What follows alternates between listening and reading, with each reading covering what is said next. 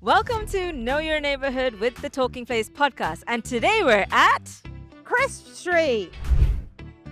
I would describe Chrisp Street as this eclectic place. It's full of charm, history. The exciting thing for us is that we're taking part in LFA this year because it's celebrating 75 years. It is really rooted in the community, and maybe because it's quite nestled in housing. And the Sunday Times voted E14 as one of the top and up-and-coming areas to live. What makes people feel like they truly belong in this neighbourhood? I would call it very rooted in family, tradition, and evolving cultures. The future is really about how do you create and maintain a place that doesn't lose its true essence of community.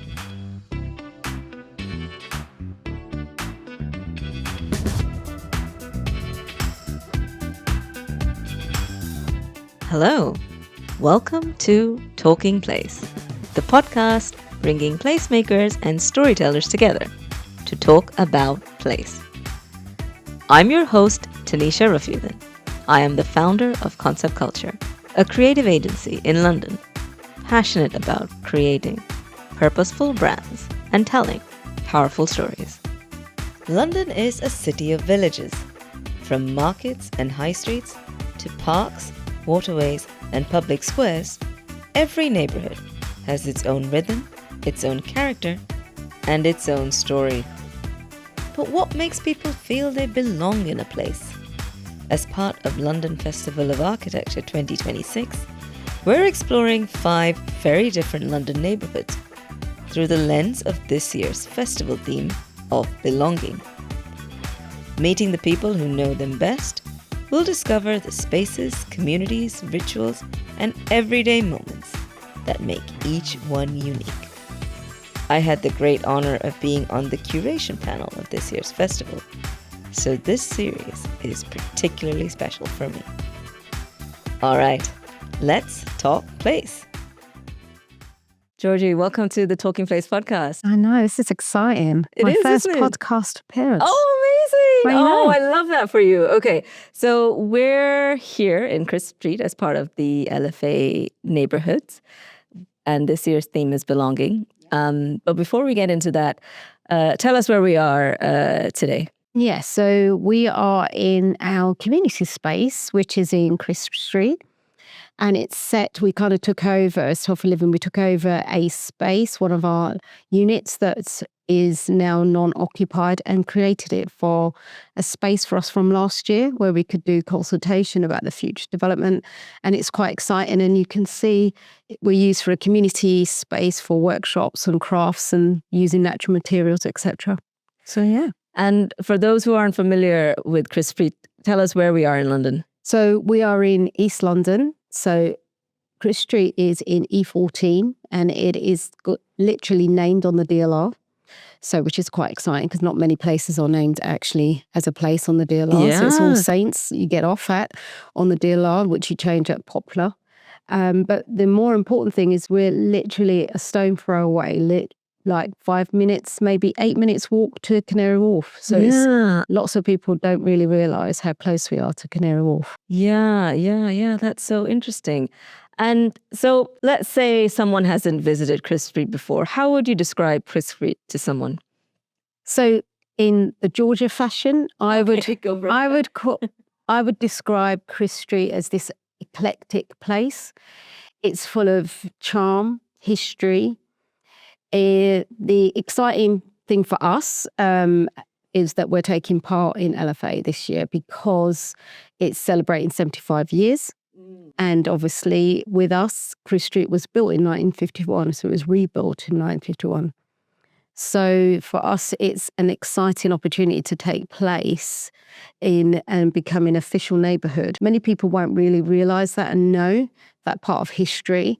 But the idea is that you come to a place which is now so evolved and fully East London, in a sense of it's a place where all communities are. It's very diverse in terms not only in ethnically, but equally in a place where it's got homes which are on the top. It's got trader and its own market stall area, which is very rare because markets are necessarily disappearing at the moment.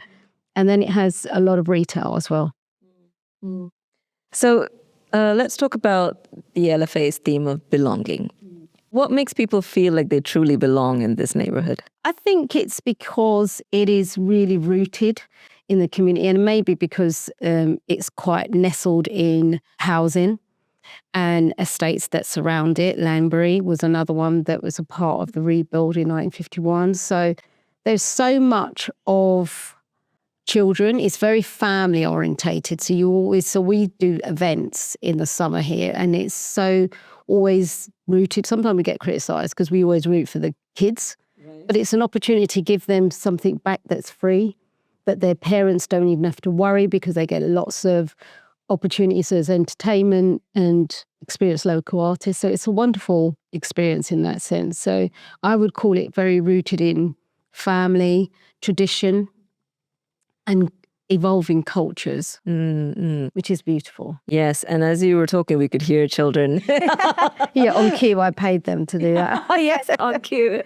So what is it about Chrisp Street that makes people feel connected? Why do people keep coming back here?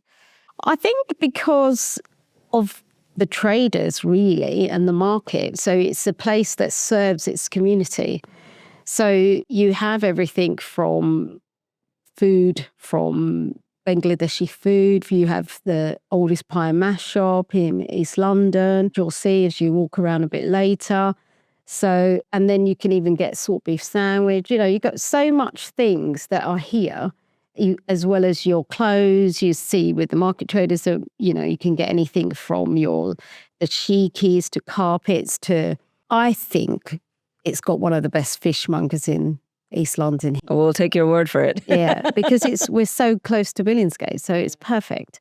So I think it's a place where it serves its community and they can pop down here and get anything they need and want. So that to me is what makes a place special. Yeah, yeah. So let's say a visitor is coming here for the first time. What would you recommend that they look out for?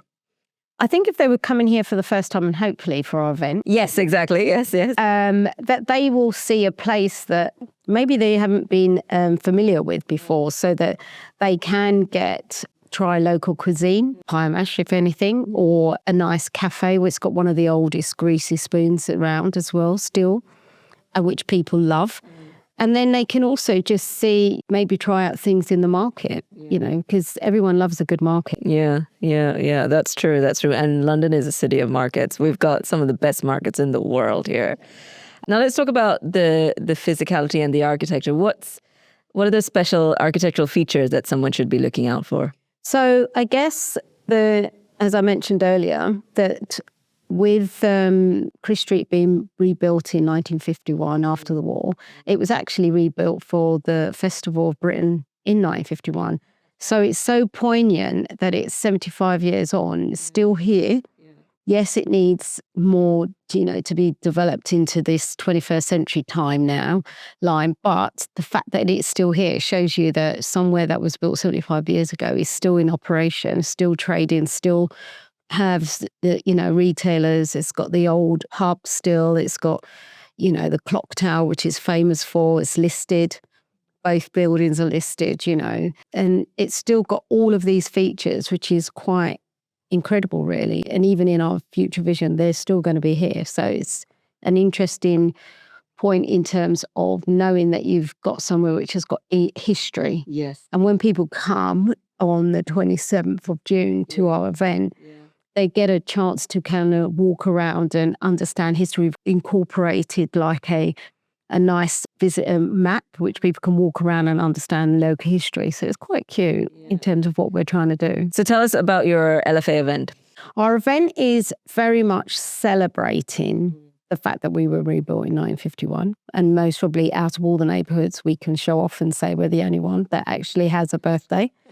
And that we are kind of emulating the 50s. So we're going to have a lot of beautiful sing-along around a piano. You're going to have an opportunity where you've got almost like women singing from the 50s, so like a bit of jazz live and that, and doing some dancing. And then we're creating this past, present and future feel to the place. So we're going to talk about what the future looks like, but we're going to celebrate the present with local artists from all different backgrounds of dancing, celebrating, of activities, music, entertainment for the children. We've never failed in doing face painting. I've never seen anything that face painting just takes over the whole thing with kids. It's quite incredible, actually. Well, adults as well. So there will be a lot of it's kind of a celebration, very much celebrating the place and that. But we've also got Stuart, who is a local historian, who will talk about the history, which is about, and really giving people an insight of when it was rebuilt and what it looked like. And we have images. So that's quite exciting for us. And then we're going to give a good nod to the future of what our vision is for the redevelopment of Chrisp Street. That sounds amazing. But I just want to pick on your point about this future. So tell us about this future vision. So in essence, really, we're going through that master planning development stage now. And the future is really about how do you create and maintain a place that doesn't lose its true essence of community. So the designs and the vision for Chrisp Street is very much rooted in the people. And it's rooted in, I say, building somewhere that lasts another 75 years. So it is about increasing housing, but it is also like reinventing how the frontage for the traders and the stores will look, having something that you can anchor on as well in terms of business. But it will be definitely show the love that this place definitely desires and will maintain, and will continue to serve the community, as I said, for another 75 years. Yeah, no, that's a very beautiful picture that you've painted. But is there something you would hope that wouldn't change in the future? Personally, I think that it will be able to serve future generations. So the kids that are playing now in the little park area, that they will be able to, what we want to see is more space, more green space. So the landscaping needs to feed and speak to the community. And what I hope it won't do is never stop serving the community, so that they will always still be able to come here and shop. Just like, and they will all, and their children will come and shop. So it's not about moving away; it's about moving towards Chrisp Street. Yeah. Oh, I love that. Not moving away. You want people to give people a reason to stay in the neighborhood they grow up rather than move on. Oh, I love that. So for those out there who maybe don't know Chrisp Street well enough, or is there a misconception maybe that you want to address? I think, because I think one of those in the world of redevelopment and regeneration is the world that you don't. That's why we called our celebration about past, present, and future, because we want to celebrate all of the stages. And so the present, it feels like, I guess, people may not know Chrisp Street or the history of Chrisp Street, and they also understand that they think it's tired, or that because it needs development for improvement, not necessarily development to eradicate. It's more about improvement. And so you want to show that it's still vibrant. It's still a vibrant, we've got a lot of artists drawn here. Now we've got a lot of filming. Top Boy was filmed here, which was really interesting. And the other Supercell was filmed here as well, last year. So we get a lot of requests because of its central location and also for the environment on the way it looks. And the way the space is important to try to continue to design that and improve it and design it in that it will retain the space that young people and future families can always play in and be entertained in. Oh, I love that. So Georgie, tell me something that people wouldn't normally know about Chrisp Street that they should know. Well, actually, the most recent one is that I think it was a few weeks ago when the Sunday Times voted E14 as one of the top and up and coming areas to live, one of the best areas to live, which is exciting. That is exciting. Yeah. So it's really, it's a very good So it's nod put you to on the us. map now. Definitely. Yeah, E14. Yeah. Maybe a new band will come up. Yeah, we had E17. Why can't we have an E14? Oh, very cool. So what's something that, only locals know and a visitor might miss and that they should seek out when they come to visit? I think I would say it's definitely the art. The huge chihuahua I can't even think what length it's literally the scale length of a building. It's painted. It's so beautiful. It's been here for years and not had any graffiti over it is something. We've got living art. People cherish it. Yeah, definitely living art everywhere. And people always wonder why. But it's a place where people definitely mark their territory from an artist's perspective for sure. So I think that a lot of people who don't live in East London or E14 would realise and know that it's got quite famous things here, and the fact that we were rebuilt in 1951. The first actual market and trader centres. I think lots of shopping centres like this area, the way it's been designed, has been the mark architecturally for other areas to be developed for the way it was done. The interesting part is that I believe the architect was Frederick Gibbert, who was the architect who built the first in 1951, who designed the first. Chrisp Street has the first purpose-built shopping centre mixed-use development. And I think from that, as well, the theme has come along of mixed-use developments, working with trade, shopping, retail and housing, all in the same environment. And I'm sure he must have inspired many more for that. So if you had the power and the resources and the authority to change one thing about this place, tell us, what would you change? It's really interesting. I think we could really seriously provide somewhere that everyone will be happy and maintain that happiness because it is extremely central. We are so close to Canary Wharf. I think it would be to create more green space and more, because we do have a lot of people who come and are more involved and beautifully designed space for all generations. So young people to play, but equally because we have the different generations, for the elderly to be able to sit and relax more and maybe have outdoor, like what you see in America, outdoor chess or outdoor games where they can relax and play and have their own cup of tea or something. Yeah, more play, more green, yeah. No bad can come from that, right? No.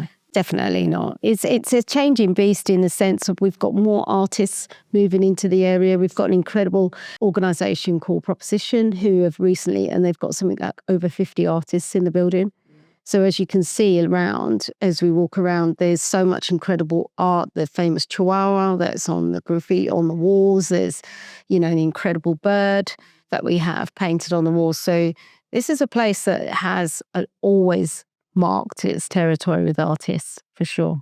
I just want people to continue to love it, and that when we look at that future development, that they will be proud of what we are choosing to do here and maintain it. Yeah. No, I think that pride in place is coming back. Hey, yes, it's so important if a community takes pride in this place, it will take care of it, it will nurture it, and as you pass it down from generation to generation, those stories will be passed on from generation to generation. So Georgie, this is Know Your Neighbourhood in 60 seconds. Are you ready? No. Okay, let's do it anyway. Chrisp Street, let's go. Best cup of coffee? Mrs. Cafe. Best place to eat? EastEnders Pie Mash. Best place to eat for under $5? Maureen's Cafe, salt beef bagel, $4.50. Oh gosh, just under $5. Best place for a cocktail? We don't have it actually, but we're thinking that we've got different traders that will come in with that. Yeah. Okay, cool. Sorry, everyone. Cool. To be continued. Best place to just sit and read a book? Oh, the Idea Store. It's so lovely upstairs. It's so quiet. They've got a gorgeous little library. Yeah. Best place to sit and people watch? Oh, definitely the Market Square. Yeah. The street every local walks down, but no visitor ever finds. I think it's, I think it's Gerby Street. Okay, cool. Yeah, because that's where the bird is. But yeah, locals will walk that way. It's almost a cut through. Yeah. One building here that deserves to be famous, but probably isn't. Clock Tower, 100%. Best view in the neighbourhood? Top of the clock tower. Oh, I bet, yeah. I have to make a caveat because it isn't publicly accessed, but if it was, it would be amazing at the top. Yeah. The shop or business that would break your heart if it closed? I think it's JP's Cafe or East Empire Mash, either one of those, because they've been here for generation upon generation. Yeah. Morning or evening, when does this place feel most like itself? Morning, eh? Market traders. Market traders, yeah. One word that describes this neighbourhood that no estate agent would ever use? I think authentic. Authentic, yeah. Any person, living or dead, who you think has shaped this place more than anyone else? I would say that I'm sure there is local people, so I can't say one person because I mentioned the architect who obviously created it, Frederick Gebert, but I'm sure there's a local person or people who have been here for many, many generations. So I would say the East London people. Yeah. Very cool. The thing about this neighbourhood that always surprises people when you tell them about it? That it was built in 1951. Everyone's shocked that we're actually in the LFA. Yeah. Neighbourhood place, because like, But I said, well, we deserve it because we were rebuilt. Why and it's not? the first purpose-built mixed-use development. Yeah. So if this place had a soundtrack, what would it be? I'd say, I know Amy Winehouse was North London and she's Camden, but I'm telling you, she was still with us. Yeah. I reckon she would have moved around here.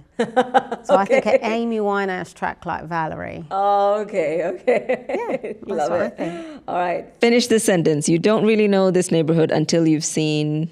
The festivals that are going to take place on the 27th of June. I love it. Nice one. All right. Thank you. Well, Georgia, it's been lovely to talk to you, and I wish you and Chrisp Street and your event the very best, and I hope you get a lot of visitors and a lot of people will get to know Chrisp Street from the same way that you're with the same passion that you're talking about Chrisp Street right now. Thank you. What a pleasure. Well, I hope you enjoyed this episode as much as I did. I'd love to hear your thoughts. Feel free to join the conversation on social media with the hashtag #TalkingPlace. I would also love for you to leave our podcast a review and subscribe to all our podcasts and YouTube channels so you don't miss an episode. There's so much more to explore when it comes to creating good places, and I'm excited to do a deep dive into other topics with you in our next episode. I'm Tanisha Raffiuddin, and it's been my pleasure to be your podcast host. Thank you for listening. See you again next time, where we'll continue Talking Place. Talk soon.